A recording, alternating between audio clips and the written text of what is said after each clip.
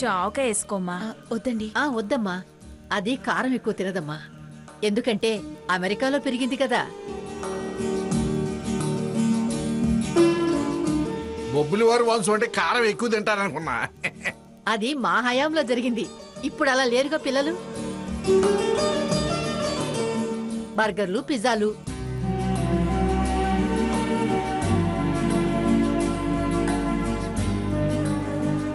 కొంచెం పప్పు వేయమంటారా? చాలండి, చాలు. ఏమిటమ్మా ఇది? అందరం అక్కడే కూర్చొని తినేవాళ్ళంగా, మీకెందుకు శ్రమ? అయ్యో, మిమ్మల్ని కిందలా కూర్చోబెడతామండి.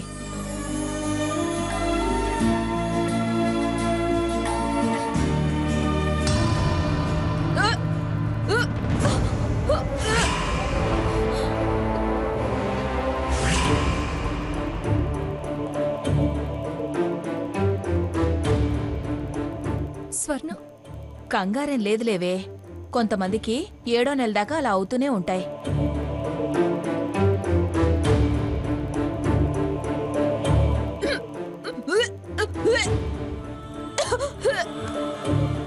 అమ్మా హారతి, కొంచెం పెరిగేసుకోమ్మా. దానికి పెరుగు తింటే అలవాట్లేదులేమ్మా. స్వర్ణ,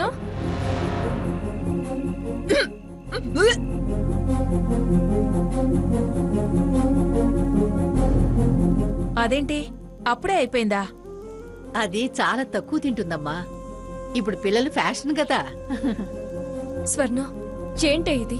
నువ్వేమో ఇంగువ వాసన వచ్చింది, కడుపులో తిప్పింది అంటున్నావు. అవతల అమ్మేమో నెలలు కన్ఫర్మ్ చేసి చెప్తుంది.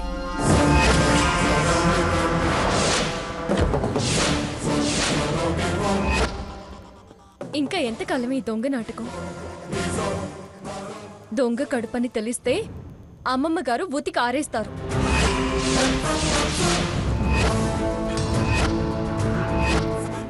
మేమక్కడ సెటిల్ అవ్వడం కాదు, నీ సెటిల్మెంట్కే ప్రమాదం వస్తుంది. ఏం చేయనక్క? ఎప్పటికప్పుడు ఈ నాటకానికి తెరేద్దామనుకుంటే ఏదో ఒక గొడవ వచ్చి పడుతుంది. ఆ టైంలో ఈ విషయం బయటపడితే నువ్వన్నట్టు మనకు ప్రమాదమని అలాగే కంటిన్యూ చేయాల్సి వస్తుందక్క. భయం భయం అని ఎంతకాలమే? ఎలాగో అలాగ ముగింపు పలుకు.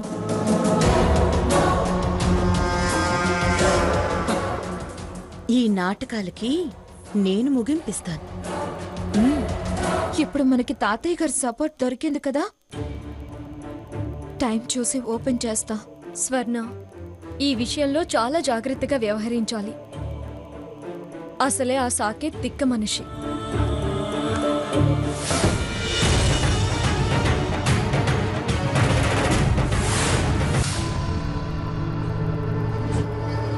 తిక్కకి నా తెలివితేటలు కలిపి ఇంకా పిచ్చెక్కిస్తా. ఇక్కడికి రావటం మంచిదైంది. వాళ్ళని ఆడుకోవడానికి మంచి ఆయుధం దొరికింది. అయ్యో రఘు, ఇదిగో మంచినీళ్ళు తాగు.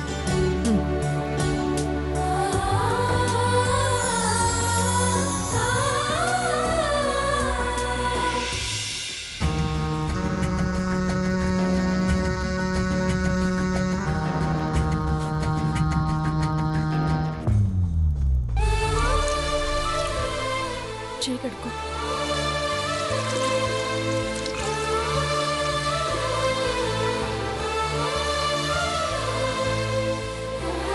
పద.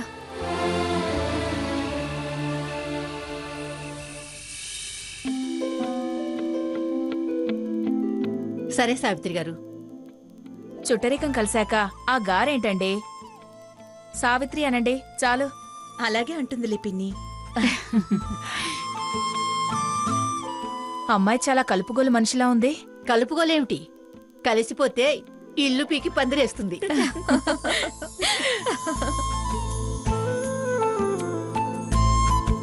హలో సిస్టర్, తల్లి కాబోతున్నావుగా, ఈ బుక్ చదువు. నీకు నీ భర్త హెల్ప్ అవుతాడు. పిల్లాన్ని అతని చంకనెక్కించి నువ్వు అతని నెత్తినెక్కచ్చు.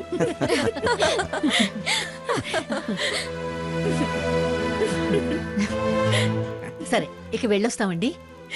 మంచిదండి. అలాగే అండి. వస్తాం అలాగే సరే అండి. Right right right right. పద రామ్మా. బాగి.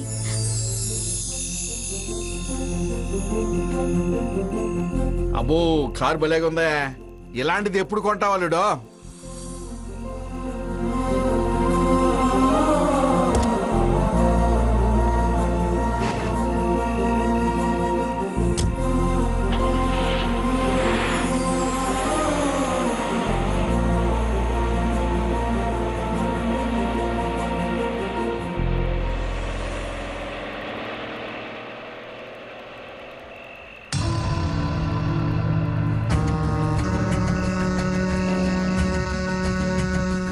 జరిగిన దాని గురించి ఆ మంగమ్మ తన ఆలోచనలకి పదులు పెడుతుంది. ఇంతకాలం నువ్వు ఇక్కడ లేవు కాబట్టి నేను ఎదురుపడలేదు. కానీ ఇప్పుడు ఇద్దరం ఒకటై ఆమెకు ఎదురెళ్లే ప్రయత్నం చేస్తున్నామని తెలిసి ఛాలెంజ్ చేశాక ఖచ్చితంగా మనల్ని ఎలాగైనా వైజాగ్ నుంచి తరివేయాలని చూస్తుంది. నిజం తెలిస్తే ఖచ్చితంగా నిన్ను బయటికి తరిమేస్తారు. భాగి, నువ్వేం ఆవిడ గురించి భయపడాల్సిన అవసరం లేదు. తను ఏం ఆలోచించినా ఏమి చేయలేదు. పాతకాలం మనిషి పాత ఎత్తులు వేస్తుంది. నా స్టెప్స్కి ధీటుగా స్టెప్ వేయలేదు. తను మారుతాడేమో ఎలాగోలాగా చెప్దాం అనుకుంటే ఇంకా మూర్ఖంగా తయారవుతున్నాడే కాని మార్పు రావడం లేదక్కా. నువ్వు నీ లెవెల్లో ఆమెకి ఎదురు దెబ్బ తీసే ఎత్తులు వేయి. నేను సాకేత్ని నా స్టైల్లో అటాక్ చేసి నా రూట్లోకి తెచ్చుకుంటాను. ఆ భాగి, ఇంకో గుడ్ న్యూస్ చెప్పనా? గుడ్ న్యూసా? ఏంటి? భాగి, వాళ్ళు ఒకళ్ళ కోసం ఒకళ్ళన్నట్టు డ్రామాలు ప్లే చేస్తున్నారు గాని వాళ్ళల్లో వాళ్ళకి ఇంటర్నల్ డిస్ప్యూట్స్ ఉన్నాయి. నీకెలా తెలుసమ్మా? తను నువ్వు సీతతో మాట్లాడడం భరించలేకపోవడం ఒకెత్తైతే సాకేత్ పెళ్ళాం ప్రెగ్నెన్సీ డ్రామా ఆడుతోంది. ఆ ప్రెగ్నెన్సీ తప్పు. ఆ విషయం ఆ అక్క చెల్లెళ్ళకి మాత్రమే తెలుసు. నిజం దాచి నువ్వు తప్పు మీద తప్పు చేస్తున్నావు అనిపిస్తుంది. ఏమిటి? ఆ పిల్ల కడుపుతో ఉన్నమాట అబద్ధమా? ఎస్. ఆ స్వర్ణ వాంతి చేసుకోవటం, వాళ్ళక్క ఏంటే ఇది, ఎంతకాలం ఈ నాటకం అని మాట్లాడుకోవటం నేను విన్నాను. సో ఇంతకాలం ఒక పక్క నుంచే నరుకు రావాలని చూశాను.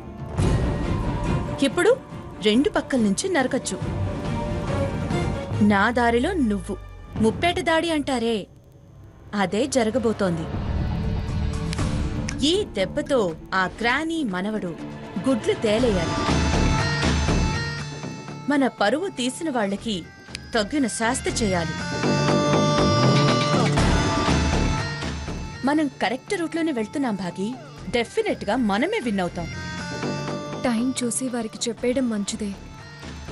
టైం వస్తే ఆ సాకేత్ని లాక్ చేసి మనమేంటో ఆ మంగమ్మకి తెలిసేలా చేస్తాను చూడు. ఏంటోనే, నాకు నా జీవితం కన్నా నీ జీవితం గురించి చాలా టెన్షన్గా ఉంది. నువ్వు టెన్షన్ పడకక్క, అమ్మమ్మకే ఈ విషయం చెప్తాను. నా ప్లాన్ ఏంటో వాళ్ళకి అస్సలు అర్థం కాదు. Very good, very good. నువ్వన్నట్టు ఆ మంగమ్మ ఈ రూట్లో ఆలోచించదు. ఎవ్వరు ఏం చేసినా నేను వెళ్ళే ఏ రూటు తన ఆలోచనలకి తట్టదు. మనం ఏం చేస్తామో తనకు అంతు పట్టదు. సాకేత్, మనం మళ్ళీ ఎదురు పడబోతున్నాం. నీకు ఓటమి తప్పదు.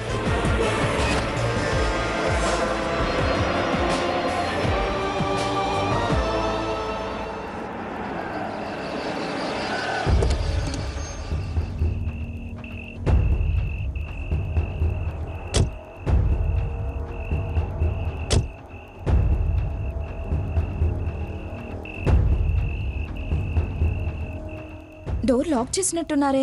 ఖచ్చితంగా నాన్నమ్మ ఇప్పుడు క్లాస్ తీసుకుంటుంది. ఇందాకేగా అమ్మమ్మ గురించి అంత గొప్పగా పొగిడింది.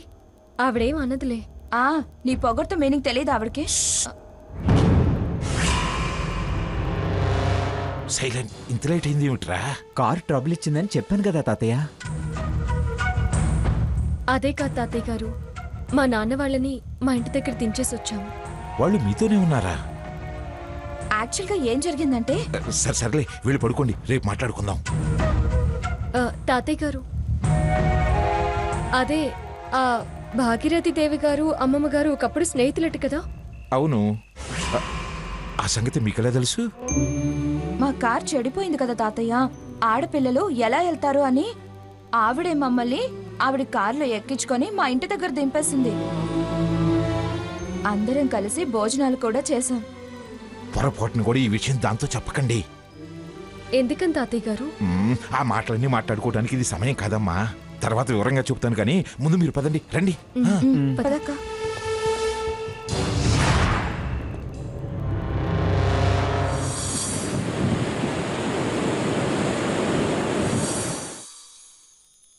Madam, courier.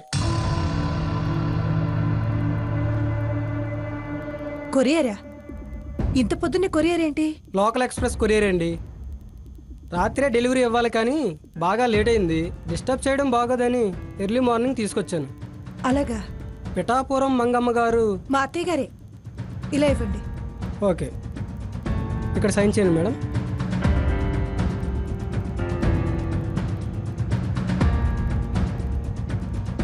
Thank you madam.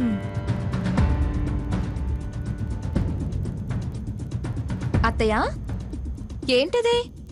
అత్తయ్య గారికి కొరియర్ వచ్చింది. ఎవరు పంపారు? ఎవరో అడగలేదే. సరే ఓపెన్ చేయనా? సరేలేండి, అసలేం పంపారు చూడండి. అత్తయ్య, ఏంటిది? అత్తయ్య గారికి కొరియర్ వచ్చింది. ఎవరు పంపారు? ఎవరో అడగలేదే. సరే ఓపెన్ చేయనా? సరేలేండి, అసలేం పంపారు చూడండి.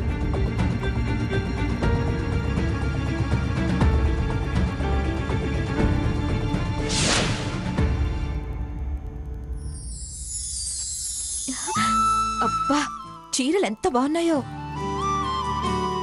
ఇదిగో, దీని మీద పేరు కూడా రాసుంది.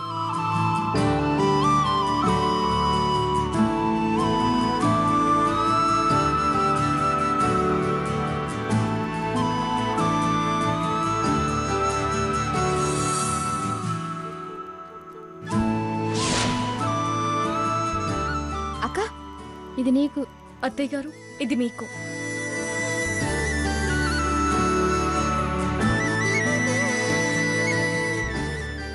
ఇది అమ్మమ్మ గారికి పంపారు. ఎవరే నాకు పంపారంటున్నారు? ఏం పంపారు? చీర అమ్మమ్మా. చీర అందరికి పంపించారు అత్తయ్య. ఎవరు? అదే తెలియదు, కొరియర్లో వచ్చాయి. దీని మీద ఫోన్ నెంబర్ మాత్రమే ఉంది. ఫోన్ నెంబర్ మాత్రమే ఉందా?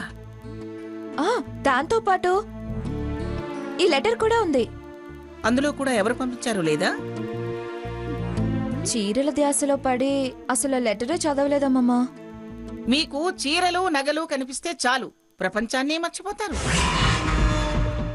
అసలు ఎవరు పంపించారు, ఎందుకు పంపించారు అని తెలుసుకోవడమే లేదు. బరాబరా భుజాల మీద వేసుకోవడం, నప్పిందా లేదని కులుక్కుంటూ చూసుకోవడం. ఏమే, అదంటే చిన్నపిల్ల. ఇన్నేళ్ళొచ్చాయి, నీకైనా కొంచెం ఆలోచన లేకపోతే ఎలాగా? వివరాలు తెలుసుకోకుండా కొరియర్ తీసుకోవడం ఏంటి? చీరలు వచ్చాయి కాబట్టి సరిపోయింది, లేకపోతే అందులో ఏ బాంబో, ఆంథ్రాక్స్ పొడిలా ఎబోలో వైరస్ పంపితే మొత్తం బూడిదే. చాలు చాలే, చూసుకుంది మురుసుకుంది చాలు గాని ఇంతగా ఎవరు పంపించారో చూడండి.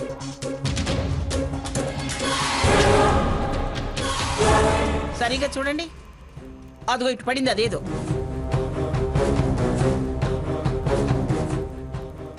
అమ్మమ్మ గారు, మీకే.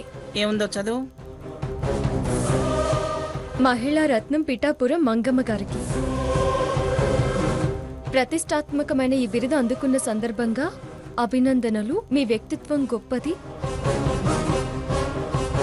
మీ మనసు విశాలమైనది, మీరు దయార్థ హృదయులు, మీరు పారిశ్రామికవేత్తలు, వ్యాపార దిగ్గజమని బిరుదిచ్చారని సంబరపడుతున్నారా? వాస్తవంగా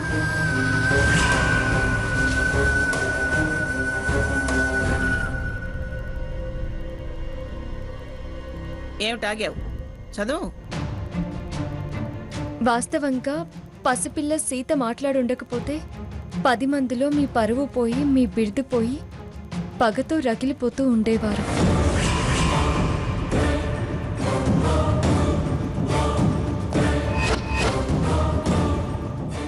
మీకు ఈ బిరుదు ఇప్పించి మీ ప్రతిష్టను పెంచిన ఆ సీతకి జన్మాంతం రుణపడి ఉండండి.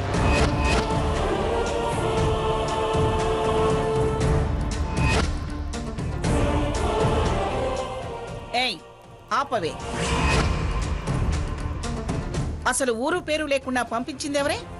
ఎవరైతే ఏంటి మంగా, నేనేననుకున్నా నాలా చాలా మంది మేధావులు ఆ మీటింగ్కి వచ్చారనమాట. మీకు మీరు మేధావులు అనుకుంటే సరిపోతుందా? కాందే నీ చేత నేను ఇంటికి పిలిపించుకోగలిగానా? నిజంగా సీతా రఘురాములు అంతగా నచ్చజెప్పిన నా మీట్కు తీసుకురాకపోతే ఆ బిరుదు నీకు వచ్చేదా? నేనేననుకున్నా నాలా చాలా మంది మేధావులు ఆ మీటింగ్కి వచ్చారనమాట. మీకు మీరు మేధావులు అనుకుంటే సరిపోతుందా? కాందే నీ చేత నేను ఇంటికి పిలిపించుకోగలిగానా? నిజంగా సీతా రఘురాములు అంతగా నచ్చజెప్పిన నా మీటింగ్కు తీసుకురాకపోతే ఆ బిరుదు నీకు వచ్చేదా? చీరలు పంపటమే కాదు, మంచి సలహా కూడా ఇచ్చారు.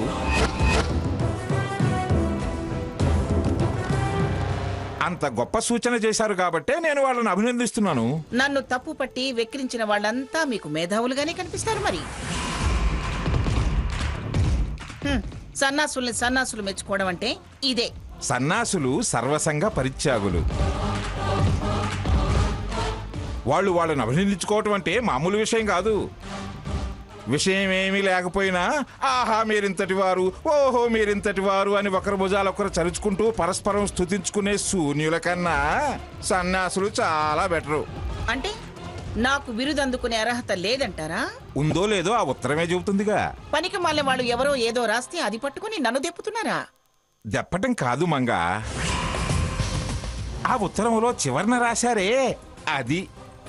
ఆ విషయం కాస్త బుర్రకెక్కించుకుంటే నువ్వు అన్న పనికి మాలిన వాళ్ళు రాసింది తప్పని, భవిష్యత్తులో మరిన్ని బహుమానాలు బిరుదులు పొందొచ్చని అంటున్నా.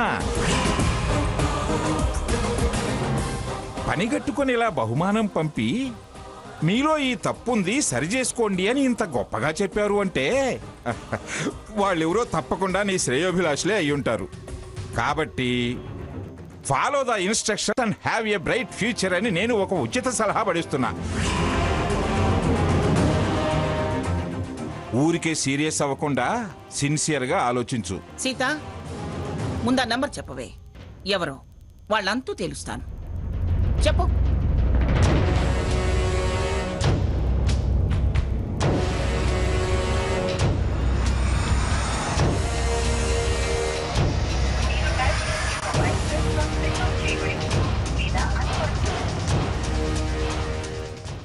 నంబర్ కరెక్ట్గా చెప్పు. కరెక్టే.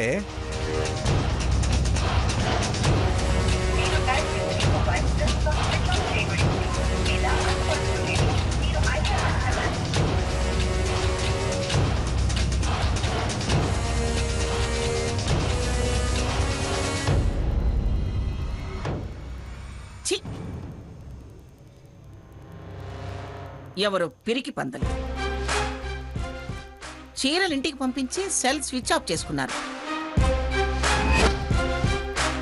ఫోన్ లిఫ్ట్ చేసుంటే కలలు దించుండేదాన్ని. అమ్మమ్మ, అసలు ఎవరు పంపుంటారు? గిట్టని మొహాలు, కుళ్ళు మొహాలు, ఎదట పడే ధైర్యం లేక పిచ్చి వేషాలు వేశారు.